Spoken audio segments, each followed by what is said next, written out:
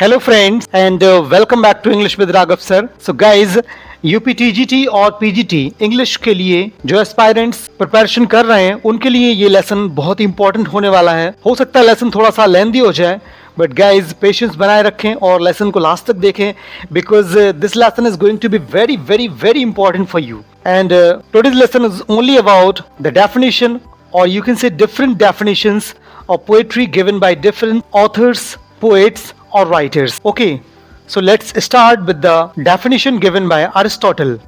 in Hindi जिसको हम कहते हैं अरस्तु. अरस्तु की एक बुक थी जिसका नाम था पोएटिक्स. क्या नाम था? पोएटिक्स. उसी में उन्होंने एक डेफिनेशन दी थी पोएट्री की. So let's see the definition. Poetry is finer and more philosophical than history. For poetry expresses the universal and history only the particular. Aristotle ने ये कहा कि पोएट्री जो है वो हिस्ट्री से कहीं ज़्यादा फाइन है, कहीं ज़्यादा फिलोसॉफिकल है, बिकॉज पोएट्री यूनिवर्स को एक्सप्रेस करती है जबकि हिस्ट्री सिर्फ एक पर्टिकुलर एरिया को ही डिपेक्ट करती है. सेकंड जो हमारी डेफिनेशन है वो दी है W.B. ईट्स ने. किसने दी है? William Butler Yeats. Out of the quarrel with others we make rhetoric, out of the quarrel with ourselves we make poetry. मतलब उनका कहना ये है कि हम अगर दूसरों से झगड़ा करते हैं तो आर्ग्यूमेंट करते हैं, यानी रेटोरिक करते हैं, बातें बनाते हैं, जबकि अगर खुद से झगड़ा है किसी का तो हम पोएट्री बनाते हैं. क्या बनाते हैं? पोएट्री बनाते हैं. Next definition comes from an American poet named Robert Lee Frost. Robert Lee Frost ने एक्चुअली 2 नहीं बल्कि 3 डेफिनेशन दी हैं. The first one is poetry is when an emotion has found its thought and the thought is found words. A poem begins in delight and ends in wisdom. Hindi में देखते हैं इसको. Poetry तब होती है जब किसी इमोशन को थॉट्स मिल जाती हैं और थॉट्स को वर्ड्स मिल जाते हैं. एक पोएम हमेशा डिलाइट यानी खुशी में शुरू होती है और ends in wisdom. Next definition जो रॉबर्ट फ्रॉस्ट ने दी है पोएट्री की वो है poetry is what gets lost in translation. Very true. Poetry वो होती है कि ट्रांसलेशन में खो जाती है. बिल्कुल सही कहा कि अगर पोएट्री का हम direct word to word translation करते हैं तो उसका जो रियल मीनिंग होता है वो खत्म हो जाता है. नेक्स्ट डेफिनेशन जो रॉबर्ट फ्रॉस्ट ने दी है वो एक्चुअली डेफिनेशन नहीं है, बट उन्होंने कॉमेंट किया था फ्री वर्ड्स को लेकर. किसको लेकर? फ्री वर्ड्स को लेकर. And the comment is writing free words is like playing tennis with the net down. Yes, उनका कहना यह था कि फ्री वर्ड्स में लिखना ऐसे टेनिस खेलना है कि नेट हटा दिया और टेनिस खेल रहे हैं, मतलब कि it is very easy. Next definition comes from T.S. Eliot. किससे आती है? T.S. एलियट से आती है. इनका पूरा नाम है थॉमस स्टर्न्स एलियट. डेफिनेशन देखिए, poetry is not a turning loose of emotion but an escape from emotion. It is not the expression of personality but an escape from personality. Eliot ने कहा है कि पोएट्री इमोशंस का खोना नहीं है बल्कि इमोशन से पूरी तरह भाग जाना है. दूसरी बात जो इन्होंने कही है वो ये, it is not the expression of personality, मतलब पर्सनैलिटी को भी एक्सप्रेस करने का तरीका नहीं है poetry, but an escape from personality. अगर पर्सनैलिटी से हम भाग रहे हैं तो that is poetry. Okay, next definition comes from the very eminent poet William Shakespeare. किससे आती है? William Shakespeare से आती है. The definition is poet's eye in a fine frenzy rolling doth glance from heaven to earth, from earth to heaven, and as imagination bodies forth the forms of things unknown, the poet's pen turns them to shapes and gives airy nothing a local habitation and a name. इन्होंने कहा कि जो poet की eyes होती हैं वो role करते हुए यानी यहाँ से वहाँ घूमते हुए हेवन से अर्थ को देखती हैं, फिर अर्थ से हेवन को देखती हैं, और फिर इमेजिनेशंस को जो कि कम्प्लीटली अननोन होती हैं उनको पोएट का पैन एक शेप देता है और ऐसी चीज़ों को जिनका कोई हैबिटेट नहीं होता है उनको एक हैबिटेट देता है और उनको एक नेम देता है. Next definition comes from William Wordsworth. It is a very important definition क्योंकि ये आपके कंपेटिटिव एग्जाम्स के लिए बहुत ही ज़्यादा इंपॉर्टेंट है. Poetry is the spontaneous overflow of powerful feelings. It takes its origin from emotion recollected in tranquillity. The emotion is contemplated till by a species of reaction. The tranquility gradually disappears and an emotion kindred to that which was before the subject of contemplation is gradually produced and does itself actually exist in the mind. मतलब कम शब्दों में अगर हम कहें तो ये इन्होंने कहा है कि पोएट्री जो है वो इमोशंस का पावरफुल फ्लो होता है. यहाँ पे क्या होता है कि इमोशंस जो होते हैं वो ट्रैंक्विलिटी यानी शांति में, पीस जहाँ पे होता है वहाँ पर कलेक्ट होते हैं. इमोशंस फिर सोच में बदलते हैं, फिर शांति अचानक से गायब हो जाती है और इमोशंस जो होते हैं वो पहले की सोच में मिलकर उभरते हैं and does itself actually exist in the mind, और फिर दिमाग में आ जाते हैं पोएट के. Yeah, that is the poetry according to Wordsworth. Next definition is also from William Wordsworth only. Poetry is the breadth and finer spirit of all knowledge.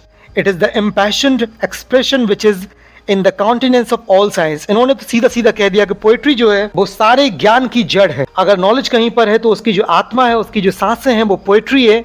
दुनिया की सारी साइंस जो हैं उनका जो एक्सप्रेशन है उनको अकेली टक्कर देने में अगर कोई सक्षम है तो वो पोइट्री है.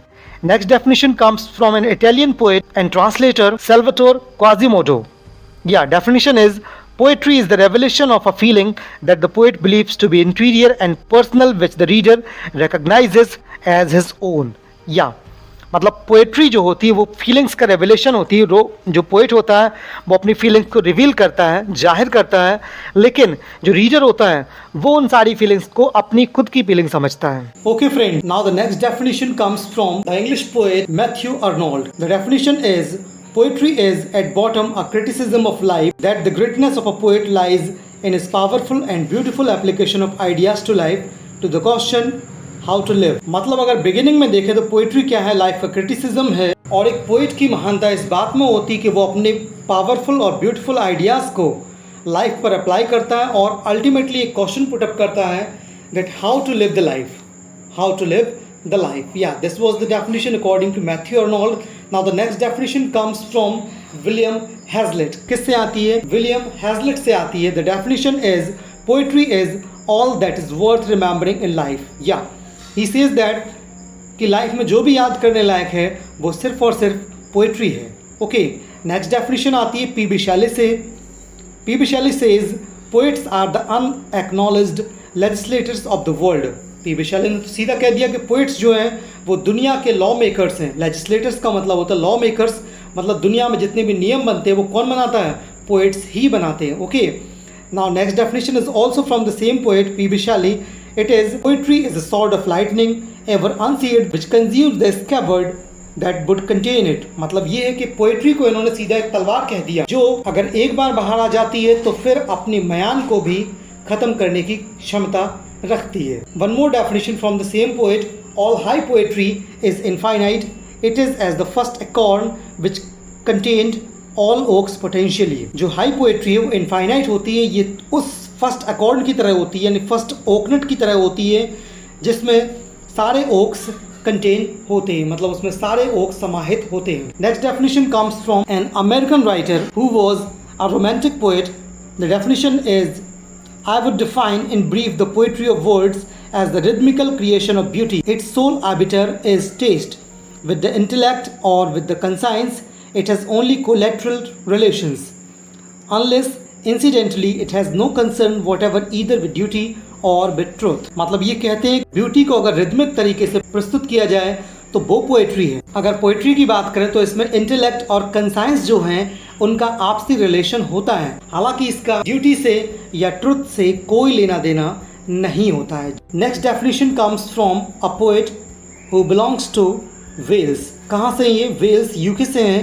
Poetry is what in a poem makes you laugh, cry, prickle, be silent, makes your toenails twinkle, makes you want to do this or that or nothing, makes you know that you are alone in the unknown world, that your bliss and suffering is forever shared and forever all your own. इन्होंने कुछ ज़्यादा ही मज़े लिए poetry के. ये कहते हैं poetry आपको हंसाती है, रुलाती है, चुभाती है, चुप कर देती है और यहाँ तक कि आपको थिरकने पर भी मजबूर कर देती है.